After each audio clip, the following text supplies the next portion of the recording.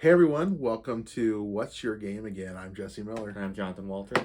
Today on this episode, our first full episode, we wanted you to know what our games are, the games that we enjoy. Because if you're going to be listening to our thoughts, our recommendations, our feedback on different games, you're probably going to know what kind of games we like, what we go to, if it's our choice to pick a game. So today we're going to go over our top 5 games that we would hang on to in our selection, our personal selection of board games. So we'll talk a little bit more about what we're talking about, what we mean as we go through the list. So Jonathan, why don't you start us off with your number 5? We'll work up our way up to the number 1 game that you would choose. So yeah, tell us about your number 5. All right. Well, my number 5, I have really no order to this. The order is basically by box size because I'm stacked up here off screen. Is Bloodborne the card game. I had a lot of good time playing this game. It's not difficult to learn. It's a card game, and what you do is you have the monsters, and everyone is working together to fight the monsters, but at the same time, every time you kill a monster, it's just like the video game, where you will gain blood for killing the monsters, and at the end of the game, the person with the most blood at the end of the game, the person with the most blood is the winner. So during the game, you have a chance to not only hit the monsters, but you could also hit the other characters, and that will make them lose blood if they die. So yeah, you introduced this game to us a couple months ago, and which is weird that I didn't already play it because it's by Eric Lang, my favorite board game designer. I'm not going to try to nerd out on that right now, but it's based off the video game designed by Eric Lang, and you introduced it to us after we had already played another game, and we had a little more time at the end of our game night. And I'm like, we're not going to be able to learn this and play it. And I think we played 2 rounds of it that night, real quickly, and it was really enjoyable. It did not take a long time to figure out. It was just 3 of us, so it went pretty fast. But yeah, I enjoyed that game a lot. I only got to play it that night. But yeah, and it's only 3 to 5 players. So if you don't have a big group, or 3 to 5 players, I'd say is a good range of players to have. It's also a co-op game because everybody's working together, but yet you're also kind of working against each other. You're all trying to beat the monsters together, but yet how you play it affects how you level up your guy or take care of your guy a little bit. It was the co-op thing, like working together somewhat, is an interesting fact that not all games have, and so that can make for a pretty fun night. If you've already fought it out, or you don't want to fight it out too badly with some people, that could be an interesting thing. So cool. My number 5 is a game that, I would probably play other games if it was just my selection. Like, hey, what do you want to play? I'm probably not going to pick this one, but I put it in my top 5 because it's such an easy thing for me to grab and just play a quick board game or a game with some friends. Anytime my wife and I are having dinner with another couple and that we know that they like games, this is one we bring along. It's called Love Letters. It's been around for a while, and there's lots of different versions of it. There's a Batman Love Letters. There's a Hobbit Love Letters, which I think is hard to find these days. Oh, I never heard Yeah, of the Hobbit Love Letters, I'm pretty sure it's difficult to find. But it's just a deck of cards, and it's for 4 players, and you kind of go through these rounds to collect tokens of affection. It's a really easy card game where each card has a different value, a different thing that it does, and it's been a lot of fun. My wife, who's not big in the board games, this is one of her favorite things to play with friends when we go over for dinner, or we have people over for dinner at our house. It just makes the conversation go a little easier throughout the night. It's just a good way to connect with people, and it's so simple to teach. So that's why it's in my top 5. My next game is Konzik Encounters. It's a game where everyone has planets that they're protecting, and they have a certain amount of ships on each one, and you are trying to conquer other players' colonies, yes, to expand your empire or whatever you say. And so what you're doing in the game is you're not targeting a specific person, which is nice if you don't want to make enemies. You can say, well, I have to do this. You draw a card, and it tells you who you have to attack, either one of their colonies or one of their planets.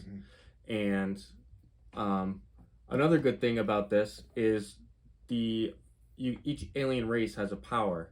So there's how many would you in say? The box there's like 70 some different alien races or species, and there's a bunch of expansions that we've never even dove into, because when you're starting with like 4 or 5 players and there's 70 some different starting classes, the game is different every time. They actually have a deck of cards that kind of suggest which character classes, which species you should use for each game, and some of them seem very lopsided, some of them go forever, some of them go like in a matter of minutes. So it's a unique experience every time you play, and it gives you like difficulty ratings for each race. So if you're a beginner, you automatically know like what races are good for you, and then it goes up in experience. So, and truthfully, this game is another one that's super easy to introduce to people. If people learn love letters and I see that they like more, they want to play more games, I'll usually bring this one next. It's not the same style playing at all, but it's very easy to learn. You're just following the cards, using some cards, attacking ships, attacking colonies, building alliances. Almost would have been onto my top 5. Honestly, I probably would play this personally before Love Letters, but if I'm limited to 5 games, then Love Letters goes in there just because it's so much easier to teach. But super fun game. Always a different experience every time. All right, my number 5 then is another game. It's actually a game for groups. You want at least 3 players for this. It's an easy to teach game with different personalities. It's called Bang the Dice Game. There's different versions of Bang, but this is the one that has the dice, and it's kind of this unique mixture where somebody is the sheriff. Everybody knows who the sheriff is. Somebody else is a deputy. You don't know for sure who the deputies are, and then there's the robbers and the bandits, right? And you're just rolling these like almost Yahtzee style dice to attack people around you, figuring out who is who. The sheriff he has to get rid of the bad guys, but you don't know for sure who they are. So it's what's called like a hidden rule game. You don't know who's who for sure, but it's a fun game with a large group of people. Jonathan, we've played this many times. Your wife never believes me when I say that I'm the deputy, and I'm almost always the deputy. Almost always. I don't know why. I just draw that card every time. But this is a game I play with. If there's 5 people to 8 people, I'm going to probably pick this one, and people are going to laugh. Some people are going to get really annoyed. Yeah. Your wife will get really annoyed. Some of our other friends will get really annoyed pretty quickly, but it's just a good time. So that's my number 4 then. Okay, my next game is Dice Forge. This is a dice building game where each player has two actions to take. One is either do a heroic feat, or they can make an offering up to the gods. And so basically what you're doing is, through the heroic feats, you are, the main goal of the game is to get glory points. And so through the heroic feats, you are gaining like different actions that you could do, like every turn and rolling your dice, or you can make offerings, which changes the faces of your die. So then it is like essentially upgrading your dice. I think it's not difficult to learn. I mean, you have your offerings, and then you have all the cards laid out in front of you, and in the box there is a nice guide to what each card does and what it means. So it's not very difficult to learn. So yeah, if you like card building, deck building, I think this would be a nice something different that you might enjoy. I like the artwork. I haven't got a chance to play it yet, but it's definitely on the list of games we got to add here to our rotation and try it out together as a team. So you've played it with your wife? Yeah, we played it a couple times. We switched out the cards because there's like 2 sets of cards. There's the beginner cards, and then there's the more advanced cards. I don't recommend putting all the advanced in at once. I'd say, shuffle them in so that it's not too difficult. Cool. Cool. For me, my number 3 on this list is top 5 here. It's a game that got me into the next level of board gaming. So it's kind of a running joke that this is the gateway drug of board gaming. It's been around for decades now. I think it just celebrated either 20 or 25 years. And I remember when I was introduced to this game in 2011 was the first I played it. And I thought, how have I not seen this game? How did I not know this existed? And then a little bit later, I realized there's a whole lot of games I didn't know existed just because I only knew games from like Walmart or Target or whatever. But that game, of course, is the classic Settlers of Catan. Yeah, like I said, it's a classic. Is this my go-to game all the time? Is it my third favorite of all games that I've ever played? Not really, but it's my third favorite on the list because it is such a good game to play with a lot of different people. It's very easy. They make a junior edition of this now, which my 5-year-old loves. She loves playing that with me and the rest of the family. But this game is the original. It's a worker placement game is what they're called, where you place your house on a location, and if the dice is ruled, you collect that resource, whether it's wood, sheep, rock, wheat, and you use those items to build another road, to build another settlement, to get points. It's very simple. My older kids, 13 and 11, can play this with me. My youngest, who's 5, plays the junior edition. So, and there's all kinds of expansions for this. So if this game gets a little boring, you can go to one of the different expansions, different themes that they've made over the years. They make a 5th player expansion because this is just for 4 players. I've played this so many times over the last decade that, like, how can it not be in my top 5? It's a classic. It's something I will play anytime anybody wants to play.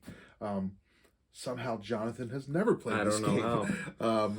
Both of us new to this world, and this is just, we've played so many games together, and we've never played this because it's almost like you skipped this is like step 1 in board gaming. This would be the thing that I really recommend for like getting into more serious board gaming. If you've never played it, you have to play it. And Jonathan just went beyond step 1 right away. Yeah. So this is my number 3 on my list of top 5 and my recommendations for sure. So my next game is Axis and Allies. Growing up, I played all the time with my dad. Long, late nights, hours upon hours of playing this game. I even used to, on snow days, play this by myself. Don't ask me how I did it. I used to keep track of troops that were lost. But when I was growing up, I played the 1984 version. This is the newer version. But yeah, it is what it looks like. It's a World War II game. There's the 5 world powers in the game, and so it's up to 5 players. And you have your territories and you have your troops, and you use currency to buy new troops. And you have so many. You have to gain, each territory is worth number of points, and you have to conquer a certain amount of points in order to win the game. So it's not a complete annihilation game. You just have to get one side down to so many points. This is one of those games that's been around for decades as well, because you played it when you were a kid. Yeah. And it's one that I never played. So he never played Catan. I've never played Axis and Allies, even though I know it's highly regarded. And I think it was just one of those deals, like, I didn't have anybody in my family who wanted to play these types of games with me. Luckily you did. So there's multiple versions of this game. There's this version. There is a World War I game. There's D-Day. There's Battle of the Bulge. There's Pacific. There's like a countless number of versions. So if there's like a specific theater of war in World War II that you liked, I'm sure there's a game that's of this for you. In case you like war a lot. Strategy. This is your game. Or strategy game. Nice. Well, my number 4 on my list, or not number 4, my number 2 actually, if I'm working up to my favorites here. I actually am not even going to grab it. I have it. It's on my shelf over there. It's too heavy to just be moving around. I love this game, and it is an advanced game. This is for gamers who are committed. It's a kind of called like a Dungeons and Dragons, Dragon Crawl, legacy style gaming. Means it's a continual story, and it's super popular right now. Won like game of the year, I think, a couple times in a row, like that kind of thing. Number one on Board Game Yeah, Geek. number one on Board Game Geek. It's Gloomhaven. I love it. Full nerd. I painted my pieces. Actually, I got some pieces back here, I think. So like I was the brute, and they come all basic, gray. And I paint my miniatures. I've never painted miniatures until the last year or two. And when I got the Gloomhaven, I had to paint. So all the guys, it's the same group of guys who get together, and we play Gloomhaven, and we're unlocking new stories, new parts of our adventure, upgrading our characters. So you pick a class. My first character was the Brute class, and so you pick him and you unlock cards that have special abilities, and you work together to go through the story, through the scenario. And when you finish a scenario, you upgrade some things, you unlock new things, and then the next time you play, you go to another scenario. We've been playing for well over a year, about once to twice a month, just because we all have families and different things. Once or twice a month, and each time we play is about 2.5 hours-ish. And we've not even come close to finishing Gloomhaven. So this is not for everybody, but it is one of my favorite things to do, is for the guys to come over. We have some food, and we just play Gloomhaven for a few hours. We put some sports on in the background, and it's a fun time. So if you like unlocking things, there's a story. I have an app that goes with it that reads the story as we play each new scenario.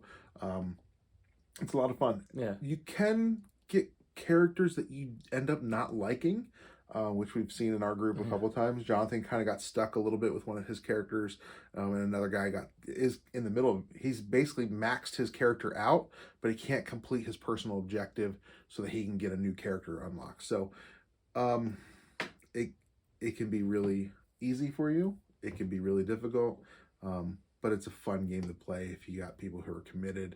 And there's so much to the box. There's just so much inside. It is an expensive game. It's like $120. Yeah. I think I got mine on sale for like $90 at the time. But yeah, they have a new one now, Frosthaven, which we'll probably never get to play because we don't get to play that often. But yeah. What's nice about this game is, like you said, if you're stuck with the character, you have your objective, so you can retire your character. So you're not necessarily stuck with the character that you don't like forever. Yeah. And like we have our 4 people who play all the time. You could have other people come in and out and swap out. Have other characters playing, and because the level of your game is based on an average of the level of the characters that are playing. So it's not like if a new person comes in, you're done because the levels are going to be too high to compensate for that player. It's a good system. It the mechanics have been figured out really well. The design is great. It's just, to me, I like little trinkety things. I like new story. I like working together because no one's leaving that night ticked off. We're all, unless we all lose, or you steal a treasure, It just happened to me a couple times. So, but yeah, it's a fun time. There's a reason it's number 1. Yeah, for sure. All right, and my last game is War of the Ring. I think this game is ranked number 5 or 6 on Board Game Geek. It is dripping with theme. It is Middle Earth, and you are the free people or the shadow people, and you are just trying to obviously win. The shadow people are trying to get the ring, and the free people are trying to stop the shadow army by either destroying the ring through Frodo, and it has like a hidden movement aspect to it, or you have a war element to it where you're trying to conquer strongholds. And by hidden movement, like you don't really know where Frodo and the fellowship is. So if you're playing the shadow side, you don't know where the other guys exactly are, and so you're trying to. It's a little bit like Battleship, like where are they at? You want to attack the right regions and look for them. So, but yeah, there's political tracks. It is a complex game. Very. So I wouldn't say this is a beginner game. I wouldn't go out and buy this if you haven't played games before. because the rules do get a little bit wordy, but if you love the theme and you have your little experience in games, I would say this is definitely worth it. There's different expansions for it. There's Warriors of Middle Earth that brings the Ents in. There's Lords of Middle Earth that brings in Elrond and Balrog. So if you love the Lord of the Rings theme, this is a very complex game, but it's a beautifully done Lord of the Rings game. You and I have played it twice. Yeah. Different outcomes each time that we played it. And the first time, because we were both new to it, it was a long process because there's just a lot to learn. But if you love like an Axis and Allies or a Risk type of game, a battle, it's a little bit of that, but then there's so much theme, like Jonathan said, dripping is the word. So yeah, it's a unique game, and it could be your style, but it's definitely yours as a Lord of the Rings guy for sure. Cool. My number one, this is my favorite game that I've ever played. I love the theme. I love the artwork. I love the different mechanics of the game. So the way the game plays out, the way it works, the way you accomplish different things. I love everything about it. And as I mentioned earlier, I'm a big fan of this designer. My favorite game of all time so far is Blood Rage. Blood Rage is by Eric Lang, same designer of Bloodborne, as was on Jonathan's list. But this game, Blood Rage, each player is the base game is 4 players. There's a bunch of expansions to make it a 5th player, and then different other things you can add to the game. But this game, you have to go through the ages until Ragnarok happens. It's all Vikings, and each player is a different clan. So the Wolf Clan, the Bear Clan, the Serpent Clan, whatever. And you have cards that give you abilities. You try to go in and plunder to increase your strength, the amount of people you can take in, the amount of victory or glory points you get for. You get glory points for winning a battle. You get glory points if you have certain cards to conquer certain areas. You get glory points if you die and go to Valhalla, if you have the right cards for that. So there's so many different ways to play this game. It's different every time. The artwork is incredible. The miniatures are amazing. This was the first game I actually painted a miniature for. All the pieces were like beautiful, but they were all beige colored or pinkish colored. And I'm like, let me just try it. And I found that I enjoy painting miniatures. And so it's beautifully done. These great monster figures, these great little warrior figures. It's different every time. It's not entry-level board gaming, but if you play with a few people who have played it before and you have like 1 or 2 new people, they'll pick it up pretty quickly. So to me, it's my favorite game. Thematically, mechanically, I love the Viking thing. I like the way it plays out, the artwork. I just love it. I have never won a game at this. Our one friend seems to win every time, and it ticks me off almost every time. But I can't not love this game, even though I can't win this game.